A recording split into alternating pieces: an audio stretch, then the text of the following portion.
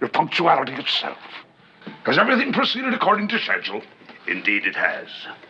Number 10, Mirand Moriarty, with brackish cigar case at midnight exactly.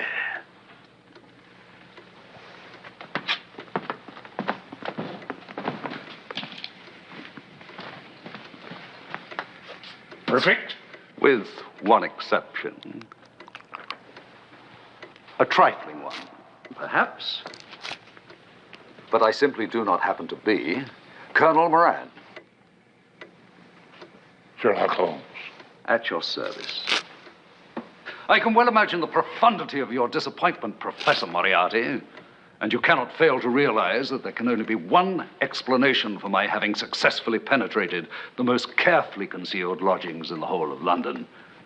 I observe your choice of decorations is fully as disagreeable as your choice of profession. Where's Colonel Mirand? In custody. As are Quint, Addlespate, Stryker, and Knickers. In short, Professor, your entire organization here in Britain is now occupying cells in Bow Street Police Station, and the assassination of Lord Brackish has failed. Damn and blast you for the meddler that you are, sir. With your West End ways, talking down your upper class nose and only happy when you're dressing up as someone else as though life was some schoolboy lark. Blast you, Holmes.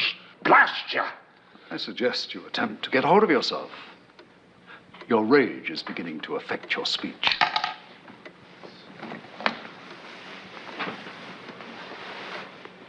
Did you come alone tonight? Since you ask, yes. I thought as much. I know your methods by now. Your inability to resist the tour de force, the coup de grace, the necessity of nourishing your ego unassisted. Atrocious. Along with your French. Yes, and my only regret is I must leave alone. Your cohorts refuse to implicate you when Colonel Mirand fears for his life to do so. But be warned, Professor. Your people have been captured and you are alone. Alone and helpless. And I will have you yet. Mr. Holmes, your interference in my affairs has gradually grown from mild annoyance to insufferable impertinence. Tonight's actions have finally rendered you intolerable to me. Really? Only tonight? You've been intolerable to me much longer than that. Would you be good enough to observe this?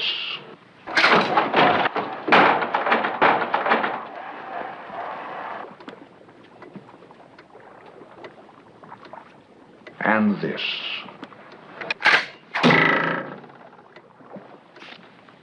This. Not to mention this. Mr. Holmes, there are more than a dozen ways to kill a man in this room, and that trapdoor into the Thames will remove all traces of a man's ever having been here. Do you wonder why I haven't employed any of these devices against you? Well, it's not for want of trying. No. It's because they don't suit me. I will destroy you, but in my fashion. Will you? Yes. I'm going to crush you so that your humiliation and downfall will be witnessed by the entire world. How fascinating. And just how do you propose to do that? The crime of the century, the past century, and all the centuries to come is in preparation. It will go forward as planned, despite the temporary setback your interference has caused me. It will go forward. It will take place. And, Mr. Holmes, it will take place before your very eyes, and you'll be powerless to prevent it. The world will gape at its immensity. And when the world discovers it occurred within arm's length of the incomparable Sherlock Holmes, the world will sneer, the world will ridicule, the world will hound you into oblivion. And that is why I haven't employed any of the means at my disposal in this room. I have other plans for you, Mr. Sherlock Holmes. Have you? I, on the other hand, have the same plan I've always had for you. To see you swing at the end of a hangman's rope. And I have no doubt that mine will be the plan that prevails. It's a pity about the chandelier. was the only item in the room that showed the merest modicum of style. Don't disturb yourself. I'll show myself out.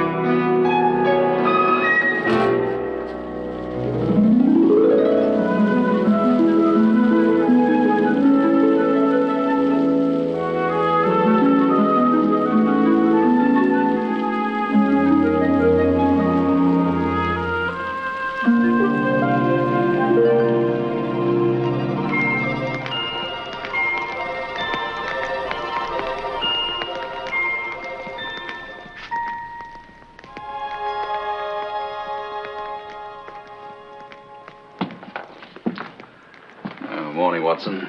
Breakfasting? Oh, how'd you work that out, Holmes, eh? You mind awfully, Watson.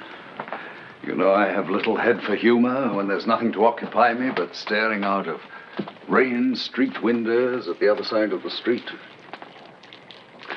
It has been 3 days since I broke the back of Moriarty's organization, and there has not been a single letter or caller worthy of my attention.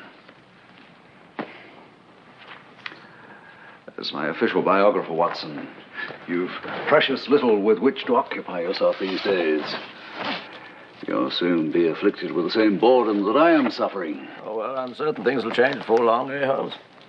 By the by, within a fortnight's time, you'll be getting a letter from America. How on earth do you know that? Oh, stealing a bit of your thunder, eh, Holmes? Mystified you, eh? Thoroughly. Now, listen to this. In the theatrical section. Our Broadway correspondent reports that on the 31st of this month, Daniel Furman's production of Sir Arthur Pinera's The Second Mrs. Tanqueray will open at the Empire Theatre in New York. In addition to Mr. Kendall, Mr. Huntley, Mr. East, and Miss Campbell, the distinguished cast will include in her first non-singing role, Irene Adler. Dash it all, Holmes, I was dead set on astonishing you. You have, Watson. Your ability to extract the single item of unalloyed interest from the massive wordage of the Times is an extraordinary facility.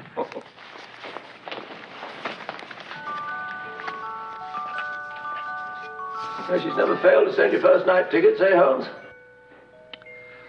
Never. Always row B, seats 5 and 7. The last 9 seasons.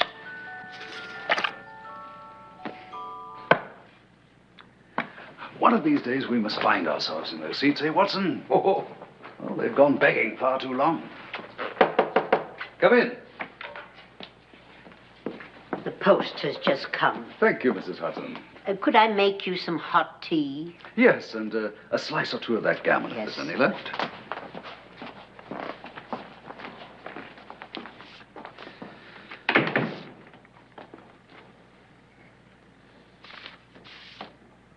Watson, you must apologize to the transatlantic mails. Your estimate of a fortnight lacks 13 days of proving itself accurate.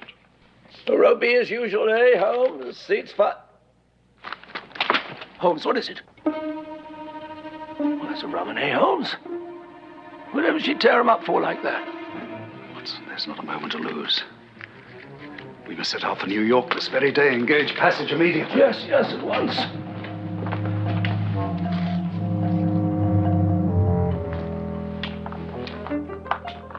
Waterloo Station, driver. We've 40 minutes to catch the boat train. I am trying to connect two events that by all sense and logic cannot be connected. Truly a futile exercise. Well, what are they? Oh, my conversation with Moriarty 3 nights ago and the receipt of those shredded theater tickets this morning. How could the one have the remotest connection with the other? I don't know, Watson. I don't know. And yet, if I were Moriarty and my one unwavering determination of the destruction of Sherlock Holmes, I would expend every effort at my command to seek out the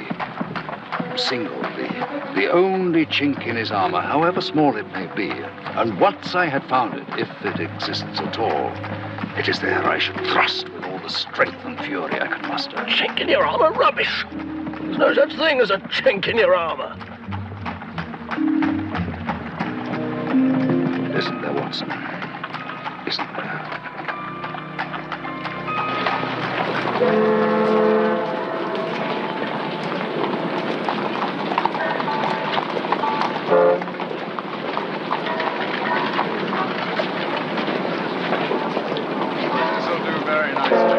Thank you very much. Handsome? Thank you. Handsome? I said they're handsome. Handsome as handsome does, mister, and you'll do quite nicely. I say, did you hear that, Holmes? The young lady, off you go. Off you go. Shoot, shoot. Oh, well. Well, let that be a lesson to you, Watson. They don't have hansom cabs in New York, just cabs. Cab? Over here, my man. See, Watson? Get our cases aboard as quickly as you can, will you? The Empire Theatre, and don't spare your steam. Jump in, Watson. Thank you.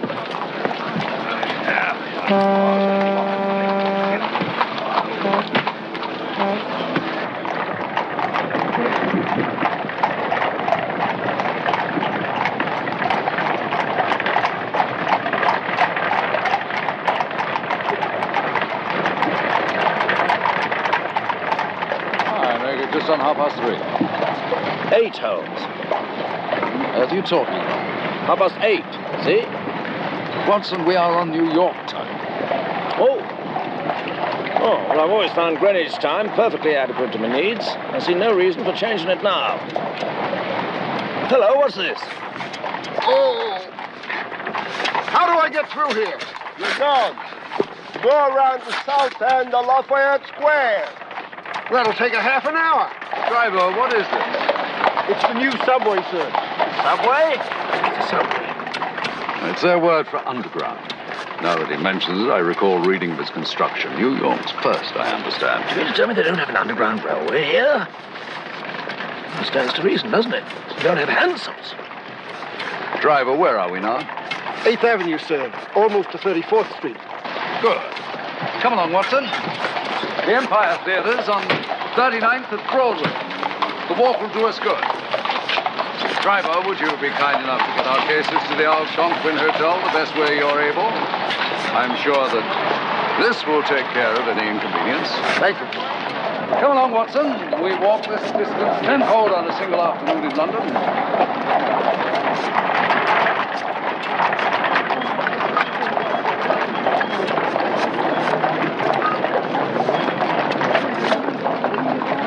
Heads up, mister. I say, look here. Think we fought a war to keep these barbarians in the Commonwealth.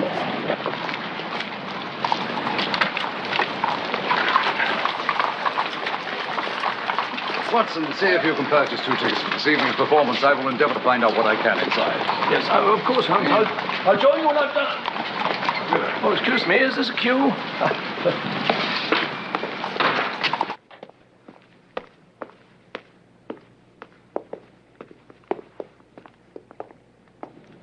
Yes, sir? How do you do? Is Miss Irene Adler in the theater, do you know? Nobody here but me, sir. I must speak with her at once. Do you know where I might find her? No one is to be disturbed until curtain time. Mr. Furman's orders. This is extremely urgent. So are Mr. Furman's orders. Do you know her address? Look, I just finished telling you that... Yes, quite. Now, look here, my good man. When did you last see Miss Adler? This morning at line rehearsal. Was she all right? Letter perfect. Was she? I cannot tell you how relieved I am to learn that. Wonder if I might prevail upon you for a further service. Would you be so kind as to give Miss Adler my card directly she gets to the theater? Tell her I'm at the Algonquin Hotel and must speak with her as soon as possible. I think I can arrange that for you, Mr. Sherlock Holmes. You will have earned my undying gratitude. Good afternoon. Good afternoon, sir.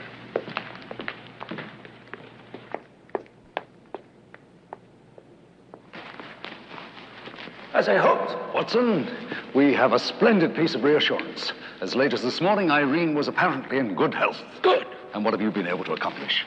That's a rum go, Holmes. Deucedly rum go. See those? Last two in the house, the fellow in the window says. Row B. Seats 5 and 7. Now, don't bother, Holmes. I already questioned the fella. You have? Well, those tickets were purchased a fortnight ago by Irene Adler. To send to me? Exactly. And why are they here? They were returned. When? Earlier this afternoon. By whom? Well, there's a stranger, the chap in the box office. Never seen him before, he says. Holmes, what do you make of it all? Watson, my apprehensions are returning. Those tickets sent to me in Baker Street were forgeries. These were intercepted before they could reach me. Whatever for? A phrase continues to ring in my ears. The crime of the century, the past century, and for all centuries to come is now in preparation. Moriarty said that to me. You mean he's behind whatever it is that's going on? It will take place before your very eyes, and you will be powerless to prevent it. Watson, there is devilry afoot. I feel it in my very marrow. But what are we to do about it? Until it chooses to reveal its nature to us, there is nothing we can do. Except dress, dine, and attend this theater tonight.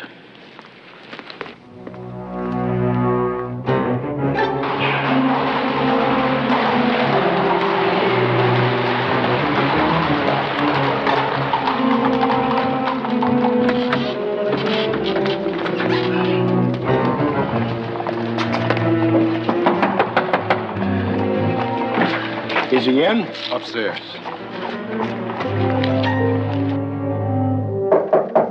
Come in.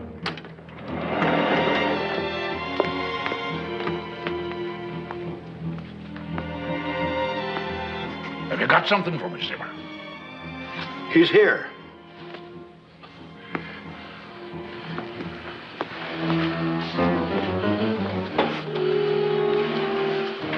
Indeed he is. All right, back to your post. You know what to do. Yes, sir.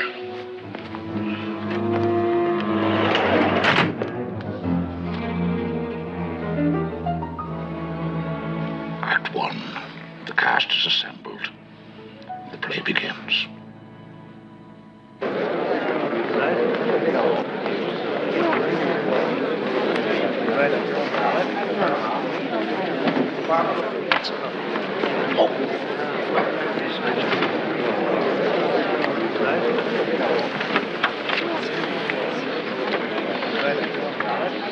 Holmes?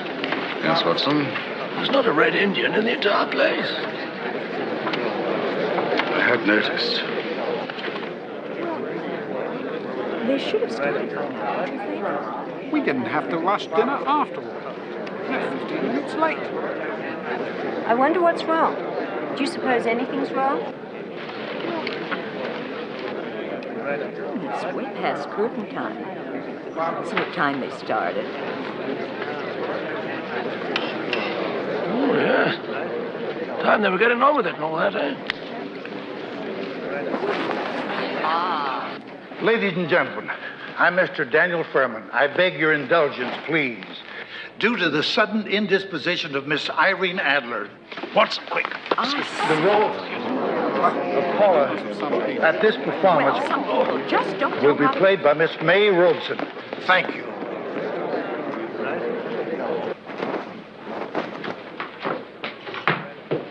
I demand to be shaken of Miss Adler at once. My name is Sherlock Holmes. Oh, Mr. Holmes, thank heavens you're here. Where is she? So far as I know, at home. I must know exactly what happened.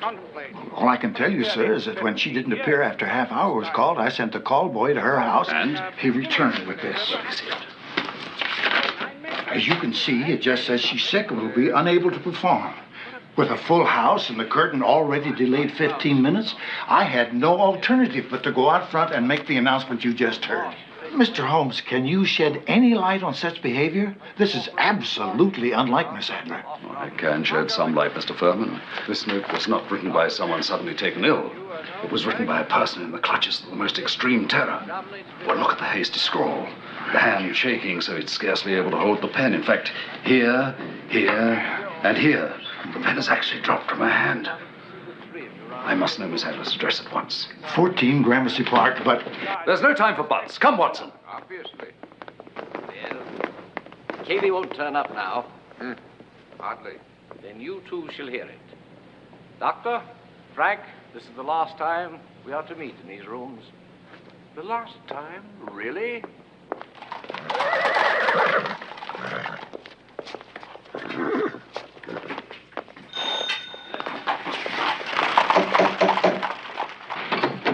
Good evening. I must speak to your mistress at once. I'm sorry, sir. Miss Adler is not at home. To Sherlock Holmes?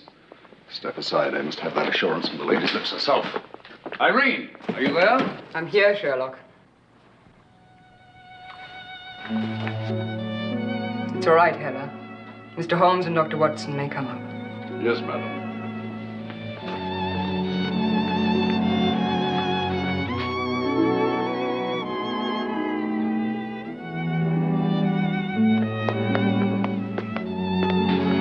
Here. May I ring for some refreshments, some coffee, brandy? Would you care to sit down? Sherlock, you're looking quite well. You've hardly changed in the years since we've met. And Dr. Watson, are you quite well also? Thank you, dear lady. Irene, we were at the theater tonight. Did the performance go on? With your understudy. The audience was naturally disappointed at the substitution. Miss Robeson is a very promising, fine young performer. What is the indisposition of which you're suffering? A trifling matter. I should be Irene, why did you not go to the theater tonight? Did Mr. Furman not explain I that... insist I be spared this masquerade.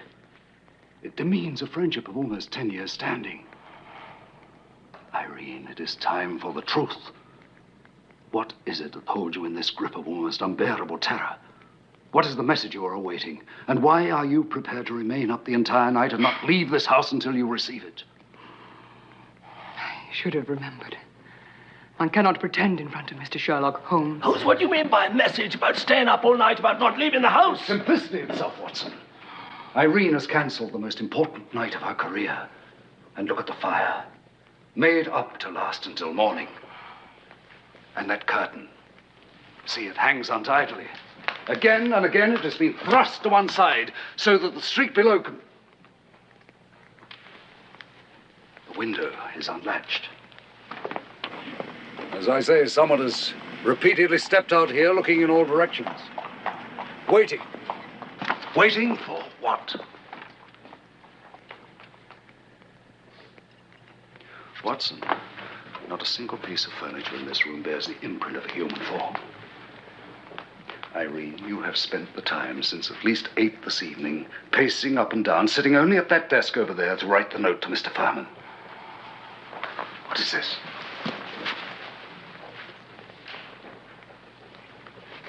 Who is this child? His name is Scott. He's my son.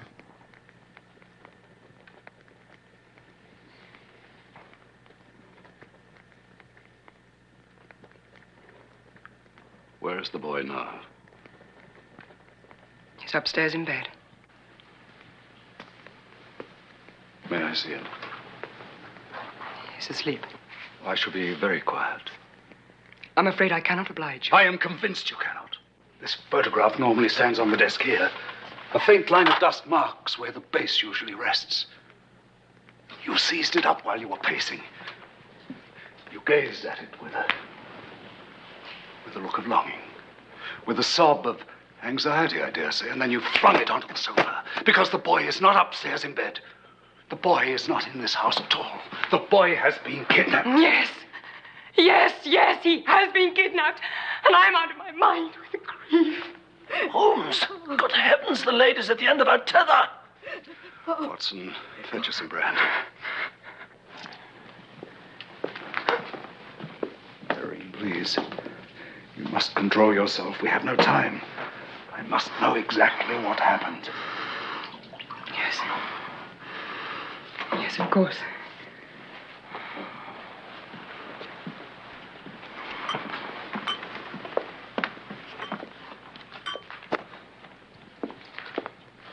I will have a drop of brandy. Thank you, Watson. Of course, dear lady. Yes, ma'am. Heather, would you tell Fräulein Rachenbach to come down right away, please? Of course, madam.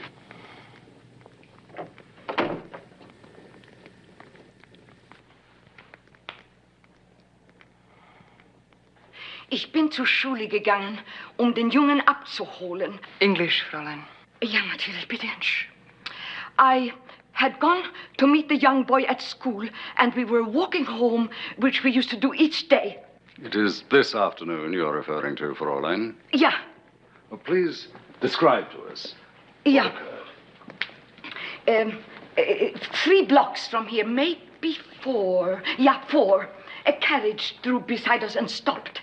A man was on top driving the horse. It was a closed carriage, and all the shades were down. Suddenly, a man leaped from the inside. Yes, go on. He seized and kicked me. Good heavens, the brute. Watson, please. He seized and kicked you. Yeah, first by the hair like this, and then with his foot like this in the chin. I expect she means the shin. Thank you, Watson. What happened then? He threw me into the gutter. Gott in Himmel, was he strong, so strong. Ja. Laid his hands on the boy and dragged him into the carriage, and off they raced. Irene, when you learned of this, did you inform the police? I was on the point of doing so when... When what? When this telegram arrived. What telegram? About to show you, Sherlock. Try not to be so impatient.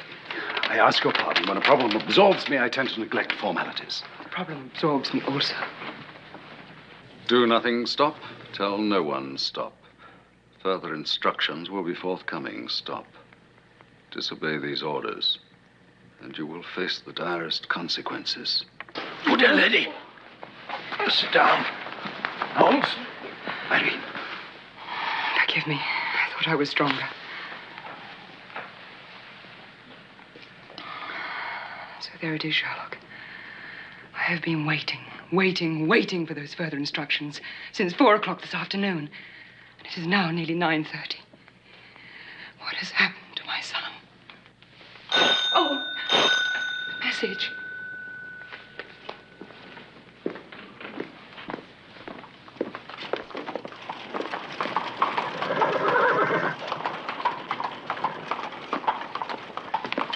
Closed carriage, Holmes. One man at the reins, the other must be at the door. Hold on!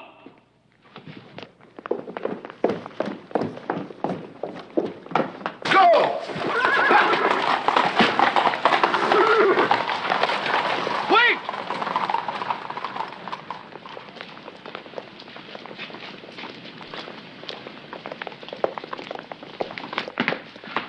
You're standing there for my man. Why didn't you give the note to your mistress?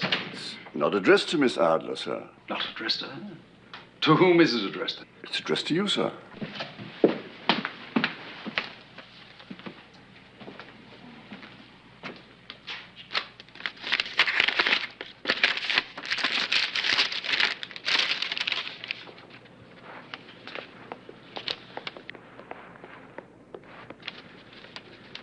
I'd better read this to you. The life of Scott Adler depends upon one thing alone, Mr. Sherlock Holmes. Your refusal to cooperate with the police.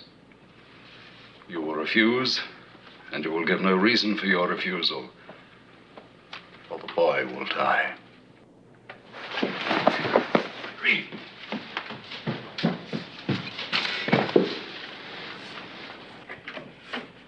If you're still awake in an hour's time, see she takes another of those powders. Yes, sir. Thank you, sir. Good night, gentlemen. That should take care of matters till morning. Cab? Prefer to walk. Anything you say.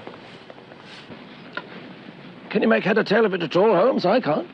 I am being manipulated. Hey, what's that? Manipulated? How do you mean? That chink in my armor, it's been discovered.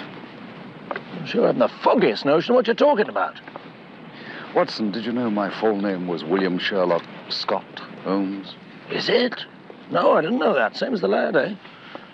Well, it's not an uncommon name, is it, Scott? What about that exploring Johnny? One is down in Antarctica just now. Another Scott. One thing puzzles me, though. One thing? My commend your clarity of mind, Watson. What thing is that? That bit in the letter about you not cooperating with the police. No one's asked you to cooperate with the police. Mr. Sherlock Holmes? Yes, my name is Holmes. Inspector Lafferty, New York Police Department. And I'm Mortimer McGraw, president of the International Gold Exchange. How do you do, Mr. McGraw? This is Dr. Watson. How do you do? Mr. Holmes, I only learned an hour ago that you were even in New York. I would have come to you sooner. About what? Mr. McGraw has been kind enough to offer his landau for our convenience. Could I trouble you, both of you, to join us in a short drive? As you wish. Thank you. Yes, sir. Gentlemen, it is almost 11 at night. Well, more likely, yes. Mr. Holmes, have you ever heard of the International Gold Exchange? No. Gold is a very attractive metal to thieves, as you well know. It is also the major medium of exchange between nations of the civilized world. Quite. Shipments of large quantities of gold from one country to another is not only arduous but dangerous. Because of that, the International Gold Exchange was established. May I describe it to you? Please do. Deep beneath the basement of the Bowery National Bank here in Manhattan, cut into the bedrock of the island, are a number of vaults. Each vault considered the property of the sovereign nation whose name appears above its steel doors. I think I understand the object of your exchange, Mr. McGraw. When gold is to be transferred from one country, Russia, let us say, to another, Great Britain, instead of making the long and hazardous journey from Moscow to London, the required amount of bullion is merely removed from one vault and placed into another near it. Exactly. Now 6 trusted employees of the exchange do the work that used to require 600 nationals of the countries involved. And the risk of theft has been reduced to virtually nothing. Most ingenious. I congratulate you, sir. I only have one question. Why are we being told all this at this hour of night? Because the gold's been stolen, that's why. All of it? Every brick, virtually. When was the theft discovered? When the door was unlocked at the bottom of the elevator shaft, the vaults were empty. And there was a huge hole cut into the rear wall of the chamber. A hole leading where? Into the subway excavation that passes right by the bank. We found one brick of the bullion in the tunnel, another in the excavation. And news of this incredible theft has been kept from the public? So far. But, Mr. Holmes, in 3 days' time, a transaction is to take place between Italy and Germany. When that happens, the theft will be discovered, and the international repercussions will be such that not even war, world war, can be ruled out. Mr. Holmes, we've only got 3 days to find the gold and get it back in the vaults. And we need your help to do it.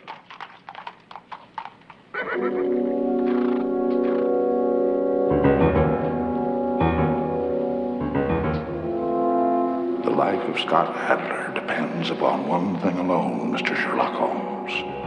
Your refusal to cooperate with the police. You will refuse, and you will give no reason for your refusal, or the boy will die. Gentlemen, I am sorry I cannot assist you in this matter. You what? I can be of no service to you in any way whatsoever. We've been talking to Sherlock Holmes. You have. Now, gentlemen, you must permit me to bid you a good night. Come along, Watson. Wait a minute. You can't turn us down like this. We've come to you because of your worldwide reputation. Mr. McGraw has explained to you the seriousness of the situation. Inspector, I have nothing further to say on the matter. Well, I have something further to say to you. Inspector. When the crime's found out, and it's learned it could lead to a world war, and Sherlock Holmes knew about it and didn't lift one finger to assist the police, what's the world going to think of the great Sherlock Holmes then? Grab on. Good night, Inspector. Hey, Mr. McGraw! The scoundrel, how dare he? Now, do you understand? understand what I meant when I spoke of being manipulated? Now do you fully appreciate the art, the genius of this Napoleon of crime? Napoleon you're talking about? He knew those mutilated tickets would bring me to New York. He knew I would be at the theater tonight, and the announcement of Irene's indisposition would make me rush to her home so that he could deliver that note to me. He knew that Inspector Lafferty would be waiting here for me at the hotel, and that he would enlist my aid in recovering the gold. And because, as Scott Adler, I would be forced to refuse him. Every single thing Moriarty promised me that night in London has come true. The crime of the century has been committed, and I am helpless to do anything about it. Moriarty made off with that gold? And with Scott Adler, too, I'm convinced. So what the deuce can he do with all that bullion? You heard what McGraw said. He can bring every nation to the brink of a world war. What good's a world war to him? The prevention of it. With mankind trembling upon the brink of unimaginable devastation. Professor Moriarty will come forward and reveal that the gold is in his possession. The bankrupt nations in his power. Moriarty, ruler of the world. The crime of all centuries to come. Indeed it is, Watson. Indeed it is. The life of Scott Adler depends upon one thing alone, Mr. Sherlock Holmes. Your refusal to cooperate with the police. I am powerless to circumvent it.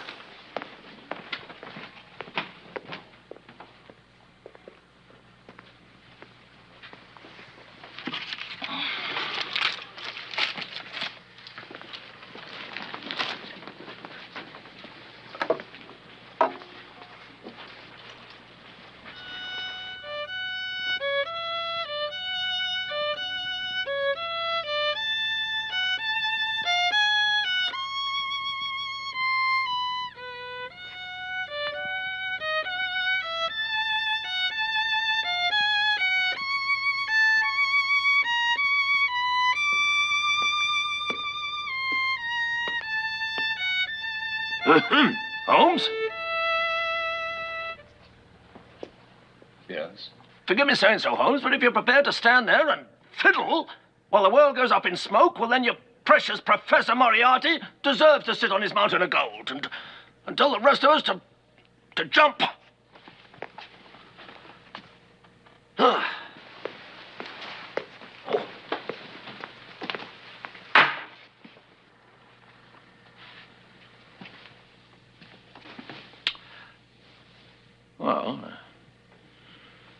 Well, I never made any bones about what that damn fiddle does to me nerves.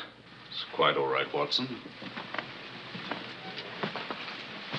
Please, don't apologize. I see. What is it, Holmes?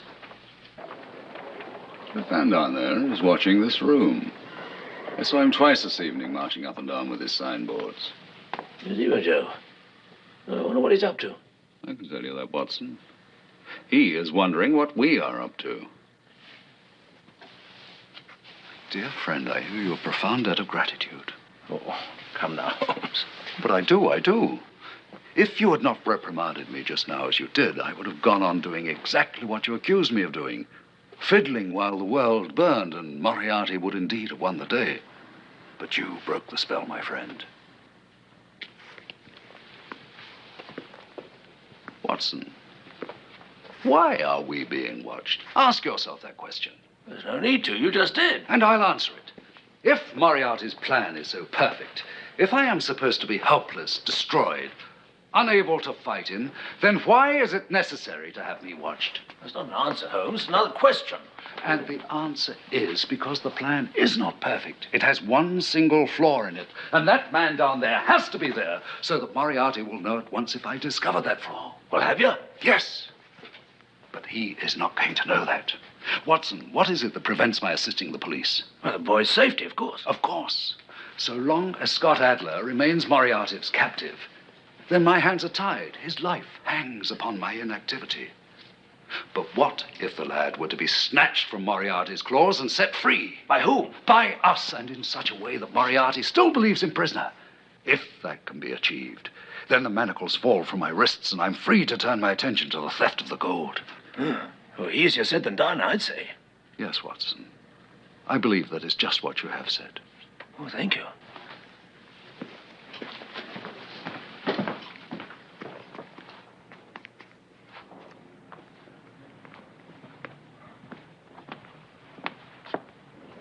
Oh, the chap's still down there. It's a damp night, too. Oh, he'll have a nice touch of the rheumatism in the morning. I hope he enjoys it.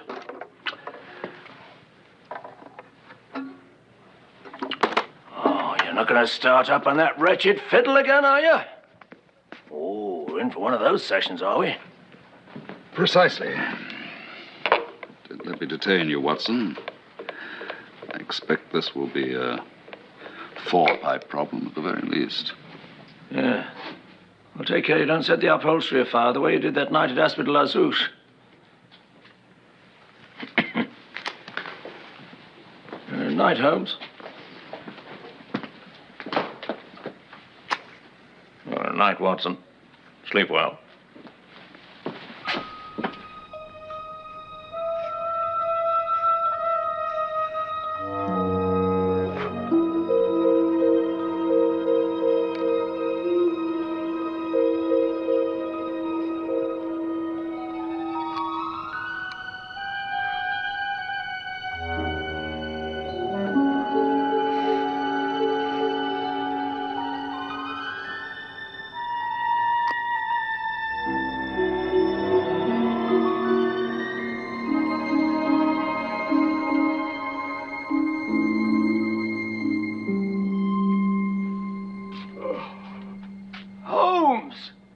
It's 12:30 in the afternoon. 7:30 in the morning, Watson. What's that? Oh, watch must have... Oh, well, cheeky beggars, I must say, making up their own time. Surprised no one's called the fire brigade. Oh, that chap's been replaced. This one's wearing stripes instead of checks. Well, Holmes, what do you come up with? 2 points of exceeding interest, Watson, about which I shall be delighted to tell you whilst we're dressing. Scott Adler's abductor was a woman. That's impossible. Well, the conclusion is inescapable, Watson. How did Fräulein Reichenbach's assailant begin the attack?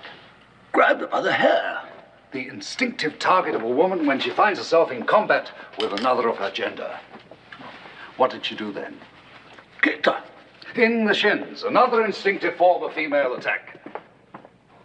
I must say, Holmes, none of the ladies with whom I've been associated have I ever... never mentioned ladies, Watson. I said a woman, and one of sufficient strength that she was able to fling the Fräulein to the ground, seize young Scott Adler... No, Holmes, you're assuming too much.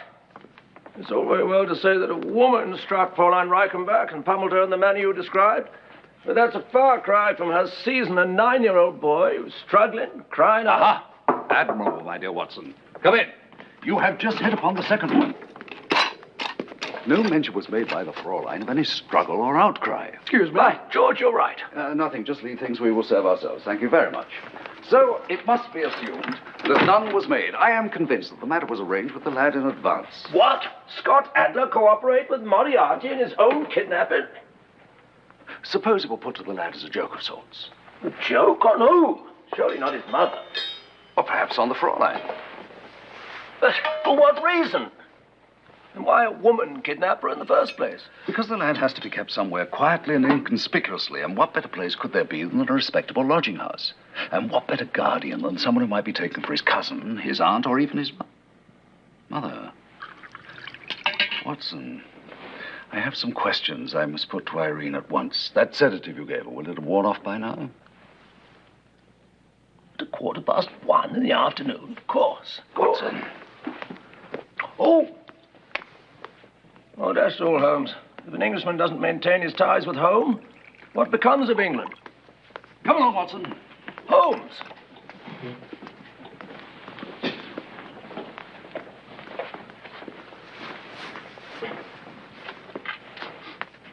Kippers will get cold. Oh, well. Oh, Irene, I must know everything you and Scott did yesterday. Everything. Well, for one thing, we went to the opera. The management sent around complimentary tickets, and Scott is fond of Aida, and he also has a tremendous crush on little Nicole Romaine. Who is this little Nicole Romaine? Why, she's a member of the Corps de Ballet. Did you hear that, Watson? A dancer. Quick, strong, agile, eh? Is it customary for the Metropolitan Opera to send you tickets? No. No, it isn't really. Then they could have been sent by someone else. Why, I simply never thought about it. Now start thinking about it now. And seriously, tell me about Scott and this little Nicole Romaine. He's her pet. Whenever we go backstage after a Which you performance... did on this occasion? Yes. They spoke together, these two? Oh, my, yes. Laughing and whispering in each other's ears. She's hardly more than a child herself. Whispering in each other's ears. Do you hear that, Watson? Hatching the plot right there, I've no doubt. Plot? What plot?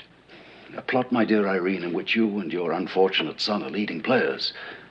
And a plot in which I must now assume a role myself. Uh-huh. Our friend in the checkered suit is back.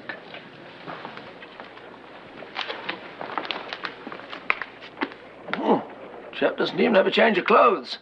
Bit penurious, this Moriarty fella, huh? Watson, it is vital that I leave this house unobserved.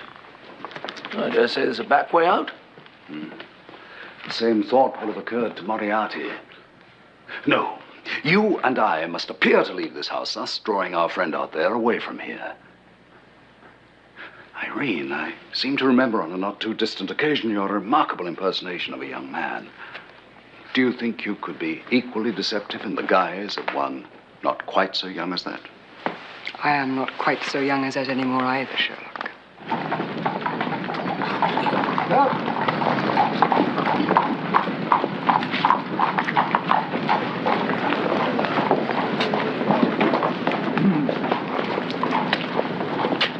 Come in, Holmes. Right along, Watson. Right along.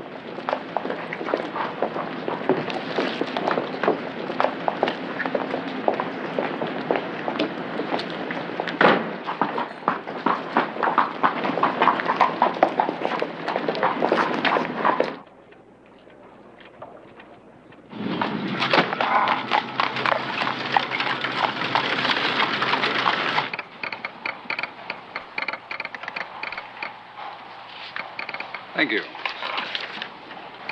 Excuse me, sir. The Opera House is just across the street. If you I know I would much prefer it be delivered. Whatever you want. I'll send the boy right away.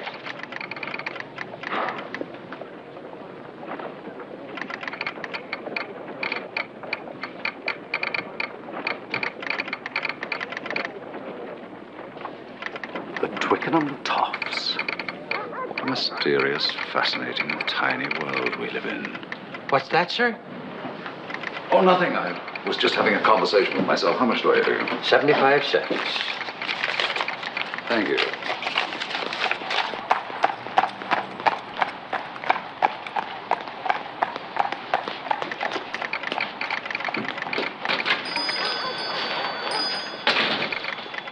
Sorry, mister. The lady's not there. How very odd, and it was marked urgent. Yes, sir. That's why they've given me the address of her hotel, so I can deliver it. Splendid, my dear chap. I shall take care of it myself.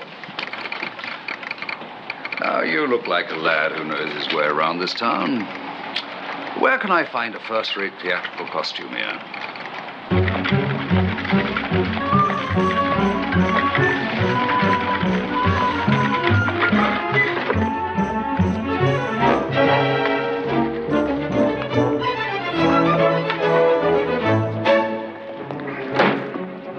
Signori Croce, you bring in the bowl, huh?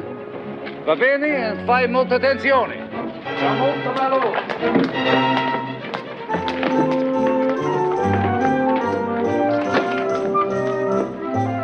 Buongiorno. Ho vi presento il grande Bandini, direct from the Victoria Palace. The Victoria Palace, eh? I played there myself in my younger days. What kind of an act do you do? Escapologist. A what? I escape. Escape from what? From trunks, from tanks filled with water, from chains, from locked cages. Yeah, but not from your hotel bill, I hope.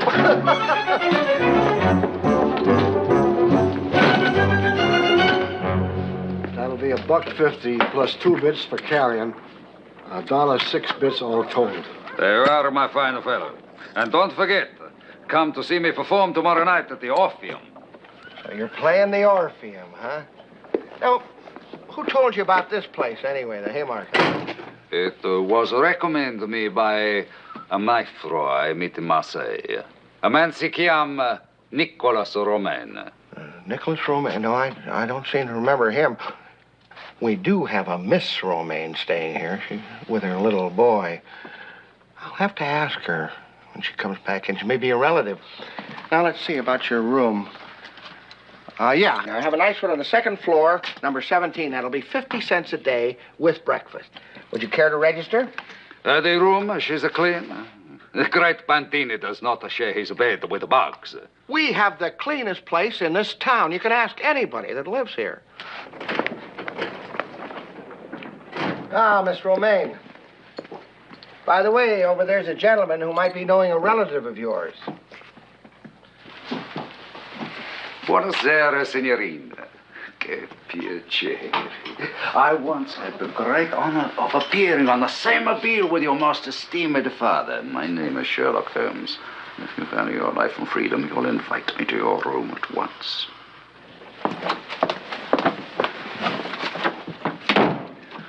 Where is the boy? Show him to me.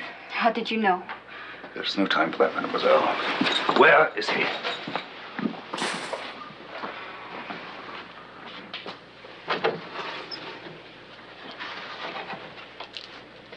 Scott. Scott? Scott. Scott.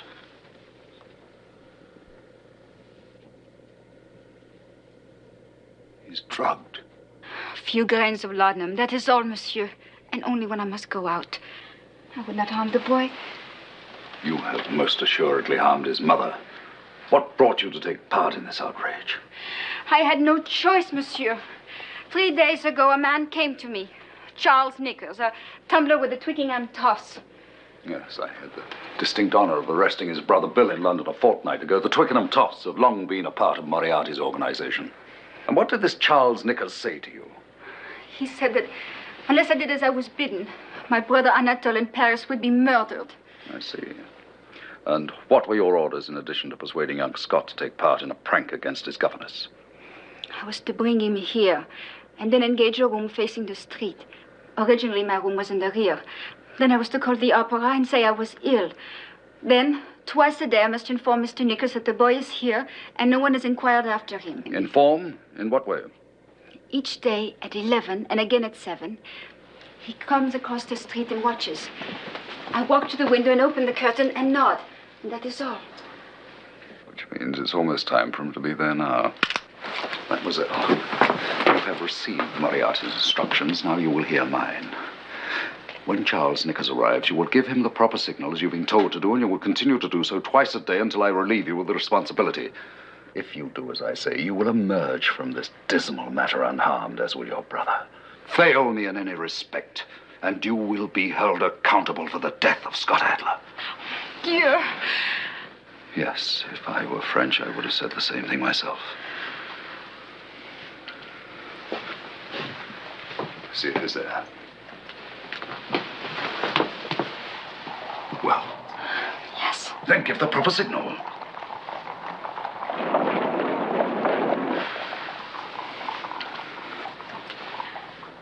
He is gone. Good.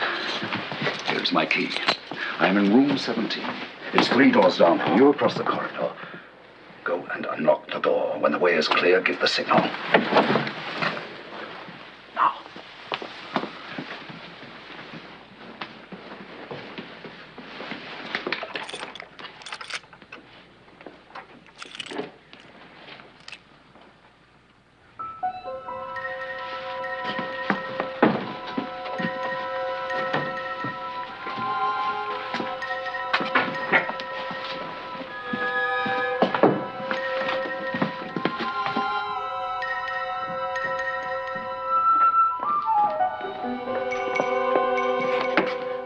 Mademoiselle. And remember, do exactly as I told you. The boy's life depends on it. Yes, yes, of course. I will obey you utterly. Do.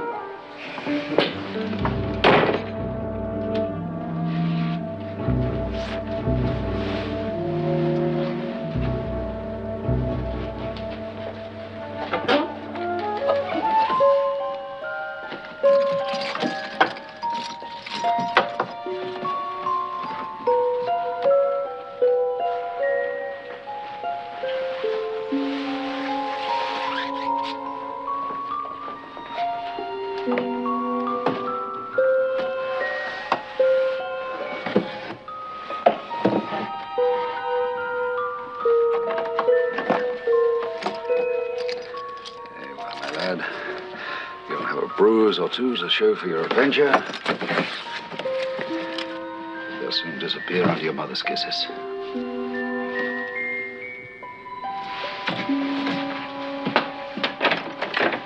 This is not an albergo for a touri. It is a pen for pigs. Prepare my meal at once and send someone up for my luggage. I will not share my room with the bugs.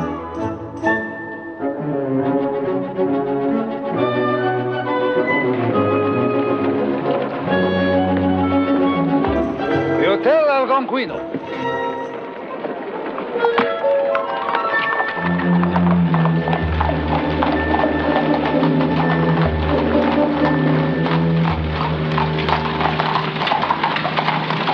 Oh.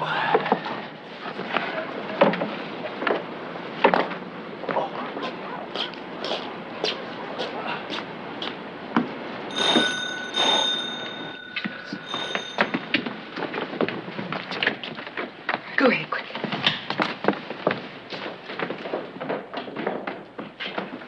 Mr. Holmes and Dr. Watson's luggage from the hotel. Come and give me a hand with it. Good heavens, what's this about? I said I got Dr. Watson and Mr. Holmes' luggage from the hotel like you ordered. I need some help getting it into the house. Hell, I help the man in them with the luggage, please. Yes, madam. What have they brought the luggage here for, anyway? I'm sure we'll find out very soon, Watson.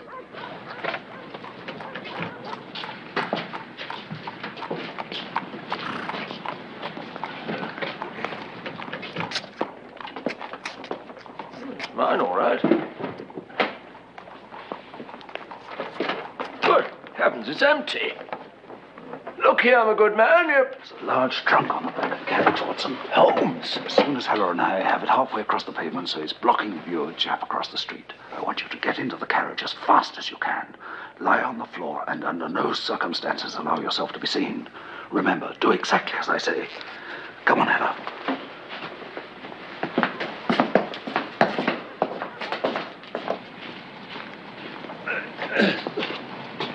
Careful, buddy. Use two hands.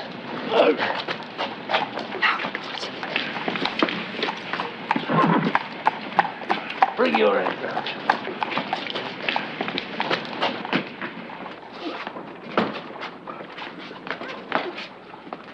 Close the door.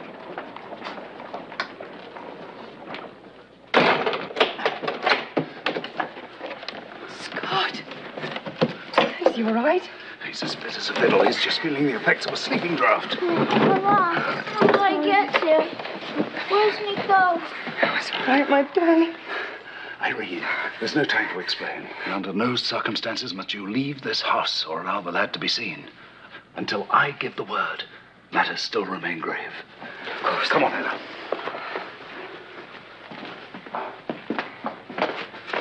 Open the door. Here you are, my man. Here's something for your pains.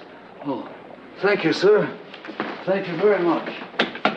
Scott, my darling boy. Who was that man?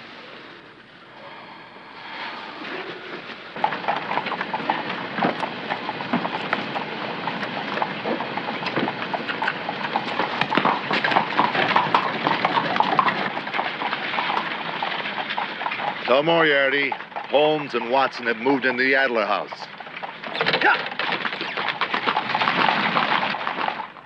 George, you're right, Holmes. Not a sign of anyone watching us. I assumed as much. We are not beaten yet, Watson. Not by a long chalk. What's our next move, Holmes? Oh, what time is it? Never Never mind. almost 10. I have not dined, lunched, and if my memory is correct, we didn't even breakfast. I suggest we make up for that lapse in the Algonquin's most excellent restaurant. And after that, we can look up Inspector Lafferty as soon as possible. Yeah, here. All I've had today was tea at Miss Adler's after our cab ride. Holmes, over here, tea comes in pouches.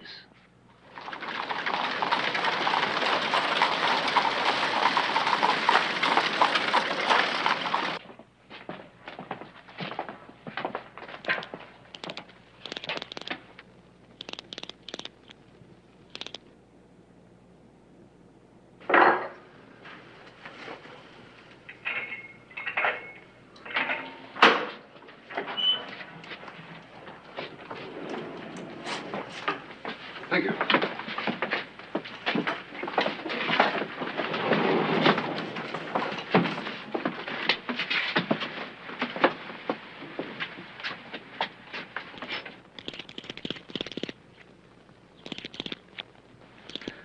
I take it this combination is different from the one that unlocks the main doors? It is, sir. How many people know these combinations? Only the 6 employees of the exchange and myself. And I might add, the tumblers are changed every 3 months. Admirable, if in this case futile. Is this the only way to reach the vaults? Up until 6 days ago, it was. What sort of lift is this? Drum and cable. Works from above. And how far do we descend? 150 feet. At what rate of speed? 200 feet per minute. We appear to have arrived. Yes, so we have.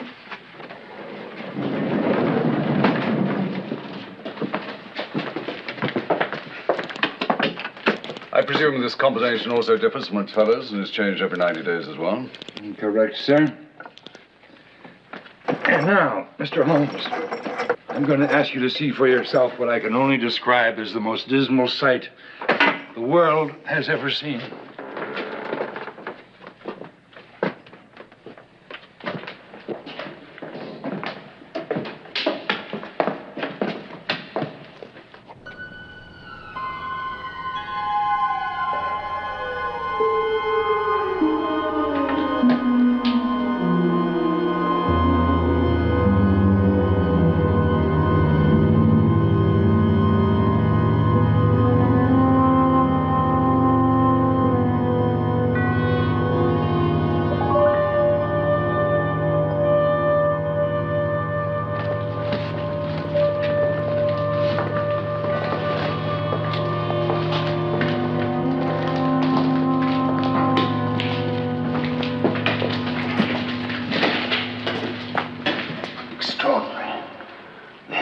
Through over 2 feet of rock and concrete.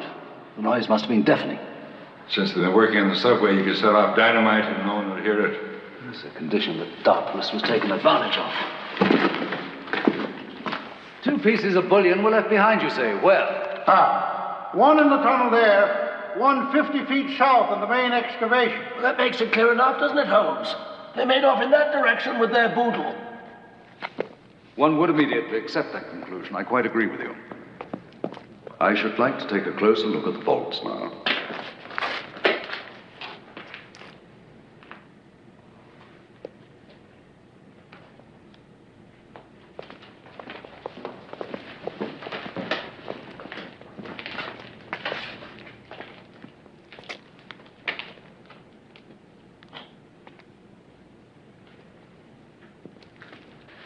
How many pieces of actual gold were stored here? Just prior to the theft, these vaults held 18 million pounds of gold, consisting of 360,000 50-pound blocks, each block valued at $28,000.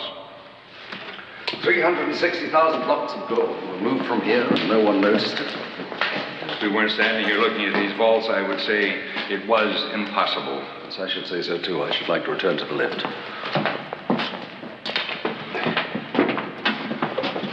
Mr. McGraw. This hatchway, does it provide access to the overhead drum cable? Yes, yes. Watson, give me a leg up, will you? Oh, Inspector.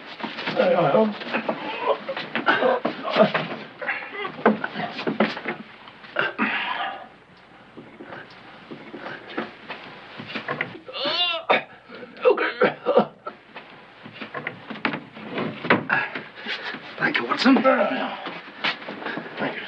Well, gentlemen, I think I've seen all I need to see. I have one final inquiry to make elsewhere, after which I believe I should be able to make all the pieces fit together and come up with a solution. And the gold? The gold, of course, will be forthcoming with the solution to the problem. In time for the transfer of the bullion tomorrow morning? It is my fondest wish.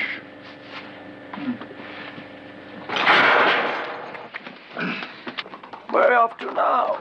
To pay a call on Thomas Balancing Company, the firm that designed the underground. I wish to ascertain the depth of the excavation at the point at which it passes under the Bowery National Bank. Cab! And I shall be most astonished, Watson, if we're not told the figure is precisely 150 feet.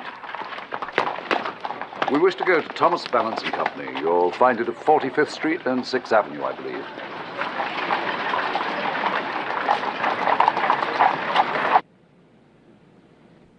Precisely 150 feet, Mr. Holmes.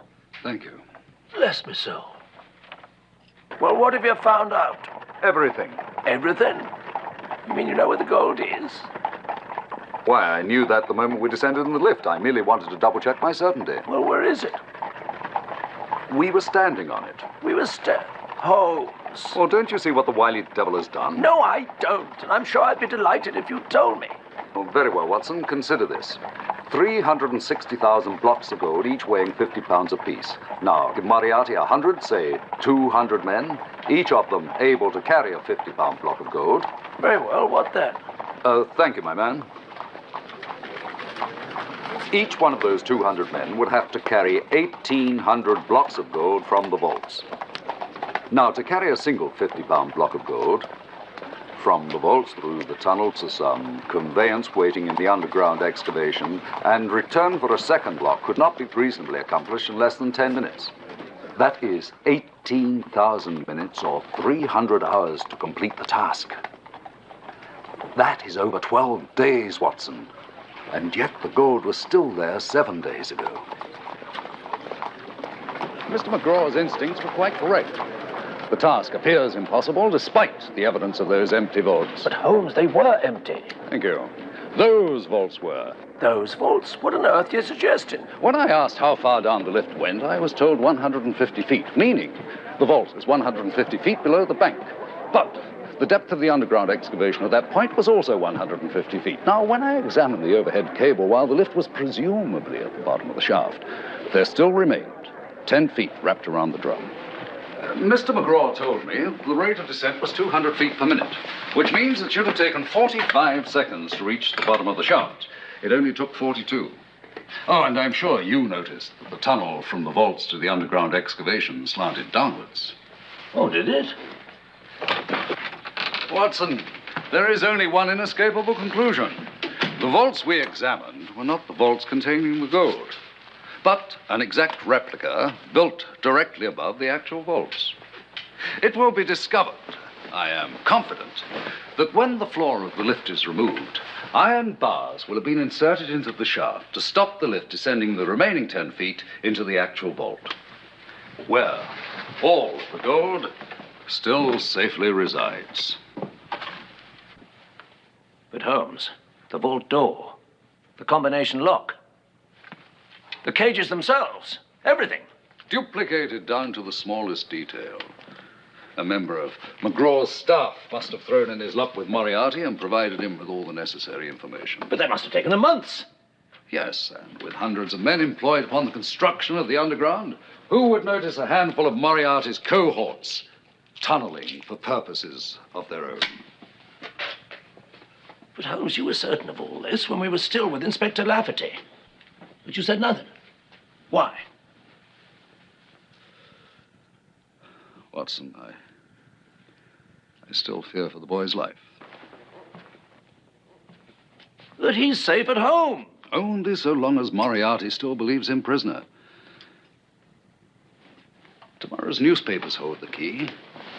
If the theft is reported, then Moriarty will know that I have obeyed his orders, and it will be safe to release Scott. But on the other hand, if the financial pages carry news of the transaction of the gold, then he will know that I have tricked him. He will hasten to seize Scott from Mademoiselle Romaine, and when he finds that I forestalled him, his rage will be so towering that he will not rest until he has taken his revenge upon me through Scott. I must know where Moriarty is. Until he is in the custody of the police, I cannot safely reveal the location of the gold. No other course of action is permissible. But how on earth can you expect to manage that? It took you half a year to ferret out the man's lodgings in Limehouse. Watson, I'm not too proud to learn. Why not use his methods in ferreting me out? Holmes, where are you going? Back to that most admirable establishment, Eve's Costume Company. Oh, dressing up again, I take it. Oh, I wonder what he's going as this time. Huh?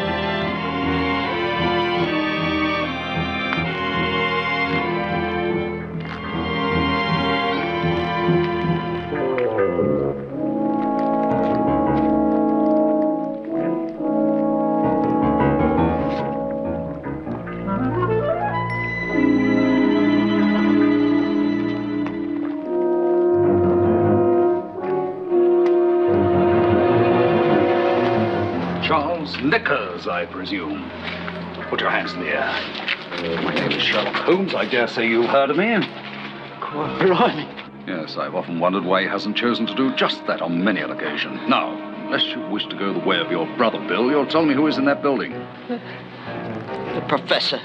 And how many others? Speak sharply, man, or you'll swing for it. Holmes. Constable, here is my card. Take this man in charge and get word to Inspector Lafferty at once that the building behind me is to be surrounded and its occupants arrested. Tell him I will provide him with full details directly.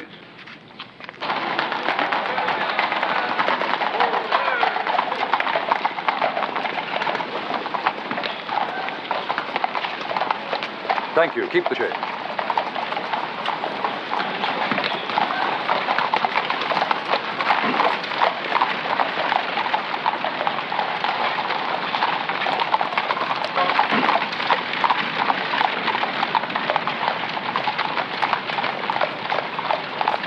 I suggest you take these words to heart, my man.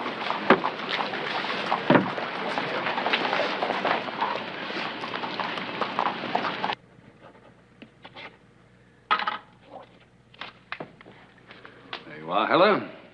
Get that to Inspector Lafferty as quickly as possible. Yes, sir. Within the half hour, Professor Moriarty and his entire American organization will be in custody. Irene, your fears are at an end. So. Well, young man, you have had more than an adventure, much more. You've aided in the capture of the world's most notorious criminal, and you have been instrumental in preventing a devastating world war. Well, I wish I'd known all that, sir. I wouldn't have slept through so much of it. Well said. He's a bright boy. Goodbye, Scott. Goodbye, Mr. Holmes.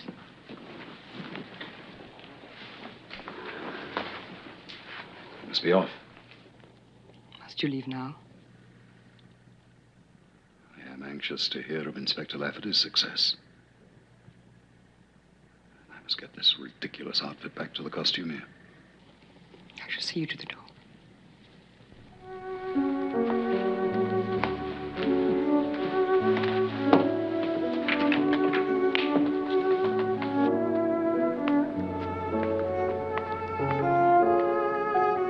It's amazing, Irene. You haven't changed at all since that week in Montenegro. When was it? 1891. What? Not changed in 10 years. Sherlock, how gallant of you. But come now, 10 years. I notice nothing. Sherlock Holmes notices nothing? Why, am I so different then?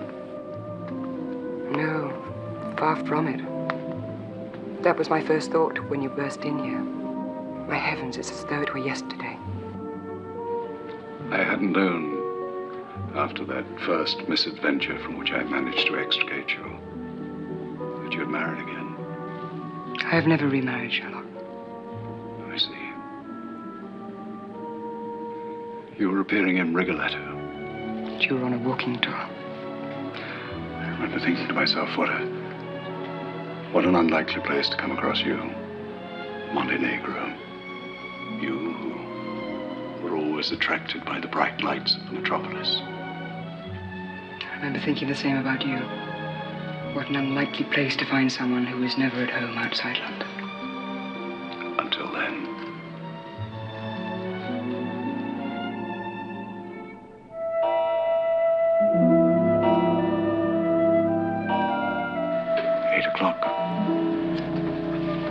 If things have gone well, and they cannot fail to have done so, I shall get word to you. Then perhaps the three of us could take supper together. And I don't mean Watson. I shall wait for your message.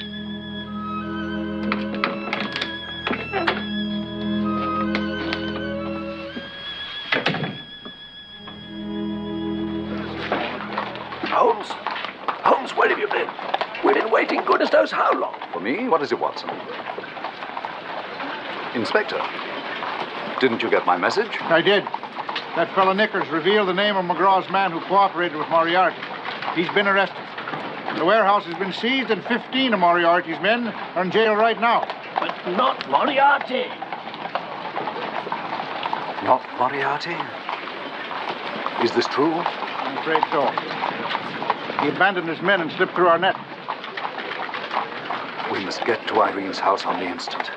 Scott Adler is in the most extreme peril. Into this wagon, quickly. 14 Gramercy Pop.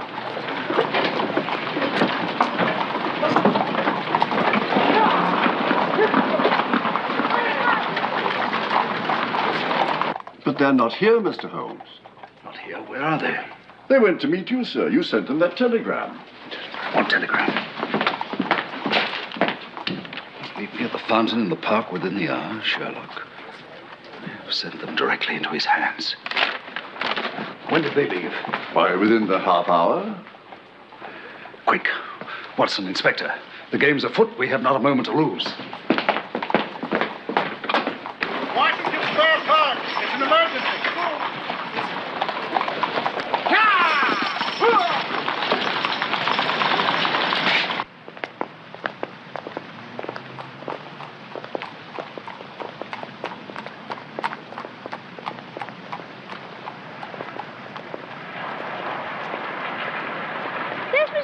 Mama.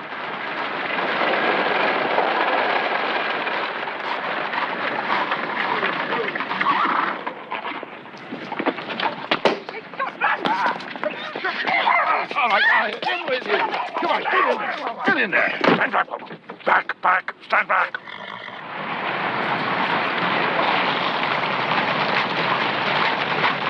This is it. Say, look, there's Miss Adler.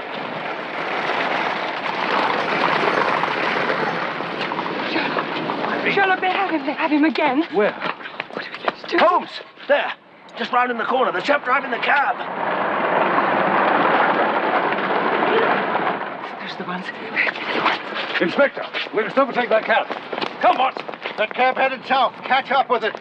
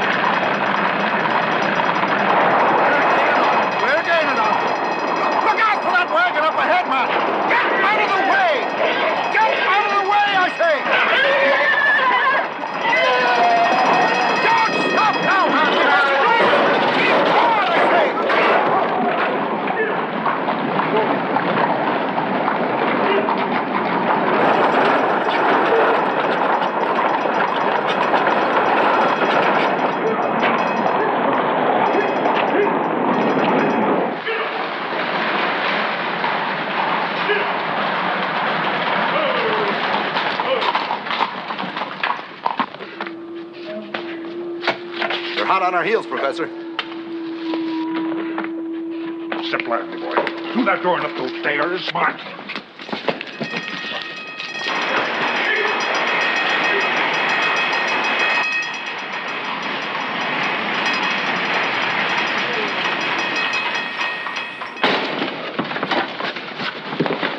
His secret headquarters. They brought him here. Round up a squad as soon as you can.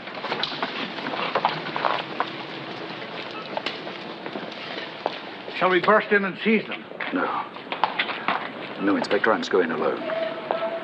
Who knows what harm he might do to Scott if cornered? And I'm sure these premises blaze with hidden pitfalls. When the lad comes out of this door unharmed, then you may come in after me. Scott!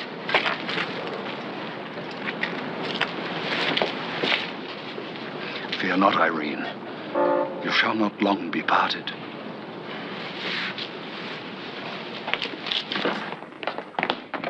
You know what to do. Ready the launch. Don't move, boy. It'll be the finish subject. We'll join you as soon as I've completed one final bit of business. Mr. Holmes, I thought it might be you. I have no doubt of that at all. Well, a little touch of London, I see. You must really feel at home in this chamber of horrors to duplicate it wherever you go. You may release the boy now. I'm the one you want, and here I stand. Let the lad return to his mother. You're wrong, Mr. Holmes. I've got what I want. I've got the boy. Dare you cross the room to fetch him?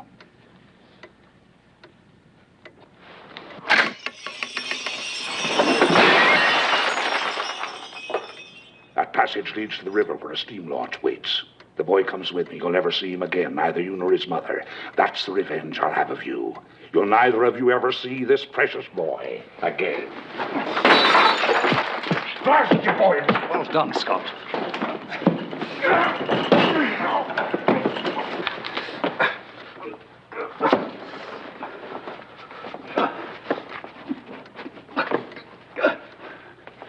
Run, Scott! Run for your life!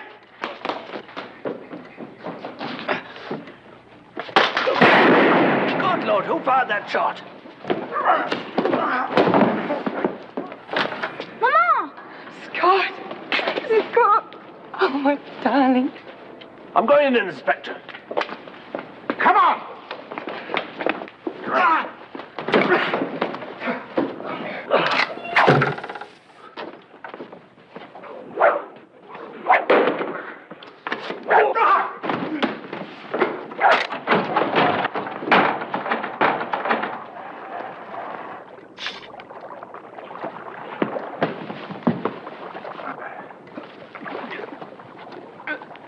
Holmes! Professor Moriarty, throw up your hands.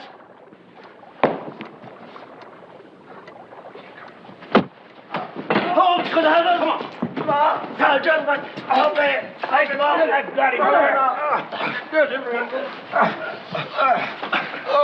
Thank you, gentlemen. Are you all right, sir? Yes, thank you. Moriarty, good night, Mr. Holmes. Quick, he's getting away.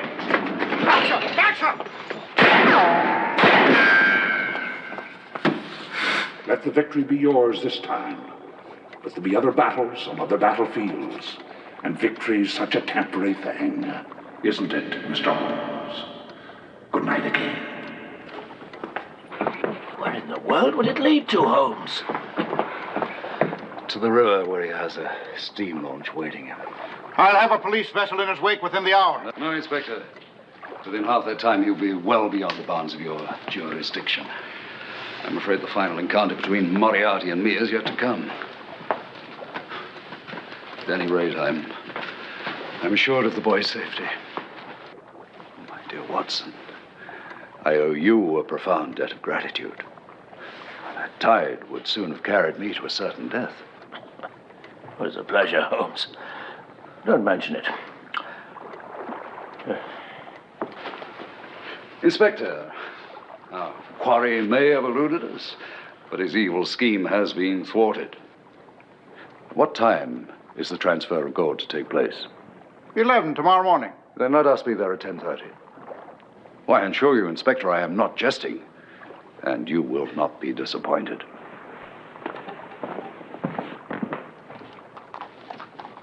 Yes, Lord Brackish, Managing Director of the Bank of England, was to have been murdered mysteriously. His death, of course, as you can well imagine, would have caused great panic in the world's financial circles. This theft was to have been the culmination of a grand scheme. I was able to foil the assassination attempt of Lord Brackish, and I have been able to forestall the theft of the gold. Mr. Holmes, I certainly hope your confidence is not overexpressed. We may test its validity at your convenience, Mr. McGraw, for we seem to have arrived.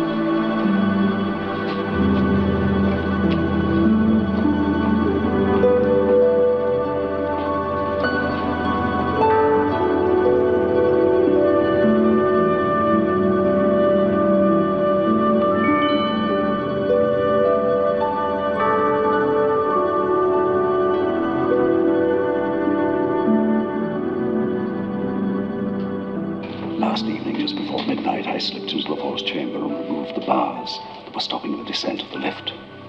Good job nobody saw me here. Think what the papers would have made of that. Well, gentlemen, all present and accounted for. No illusion, no sleight of hand, no mirage. If you're satisfied that all the gold has been returned, Dr. Watson and I must be off. We have a busy day ahead of us. It's our last before returning home. Surely you'll do me the honor of dining with me. Regrettably, Mr. McGraw, we have to decline your kind invitation. We, and a young lad of our acquaintance, have tickets this evening for the second Mrs. Tanqueray. Oh, gentlemen. Mr. Holmes! Mr. Holmes!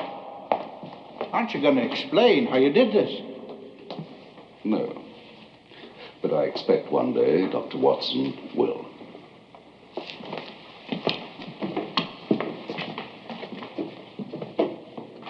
Mr. Holmes.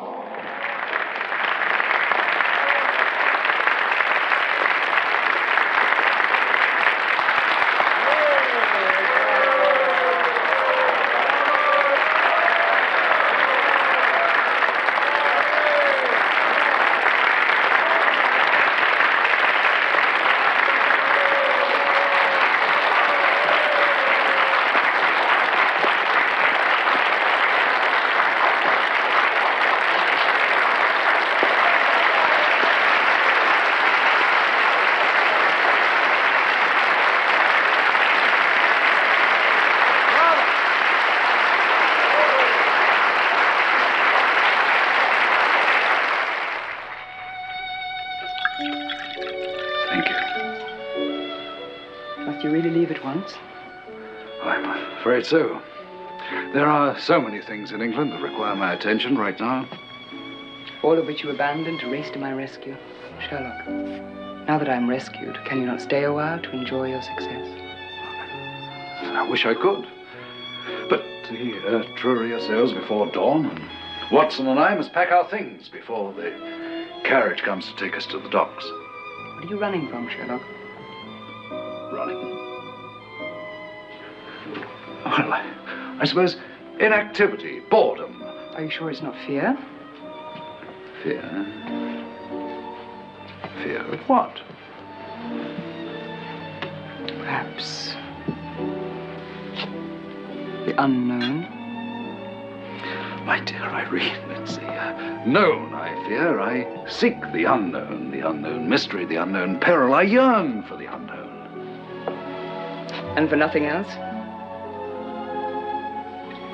Sherlock, is there nothing you'd like to ask me? Yes. But I cannot.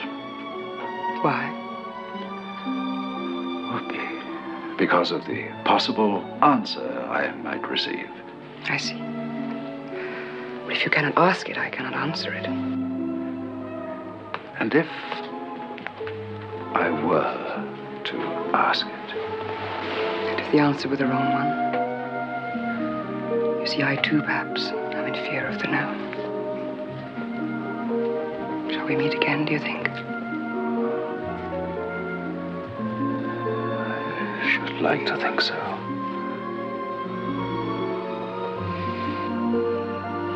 Shall I continue to receive theatre tickets?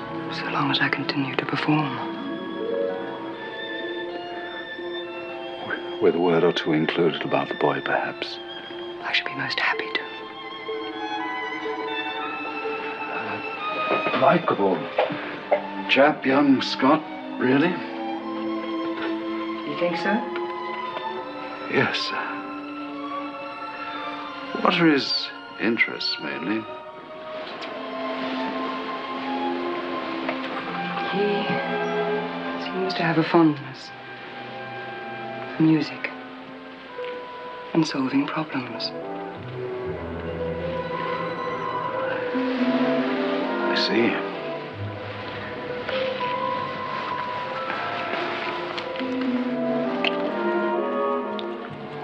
Would you perhaps have another picture of the boy I could have?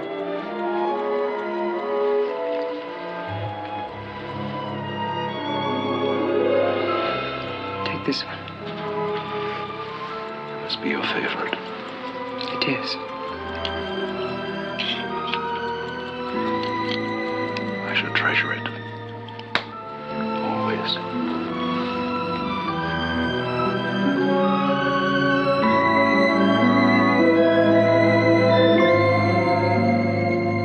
Yes, but George, 2 hours, we're at sea. 10 days, we're back in London, back in Baker Street.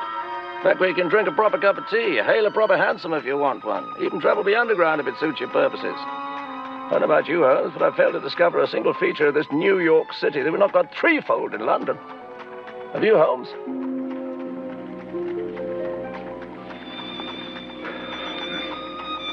Perhaps not, Watson. Perhaps not.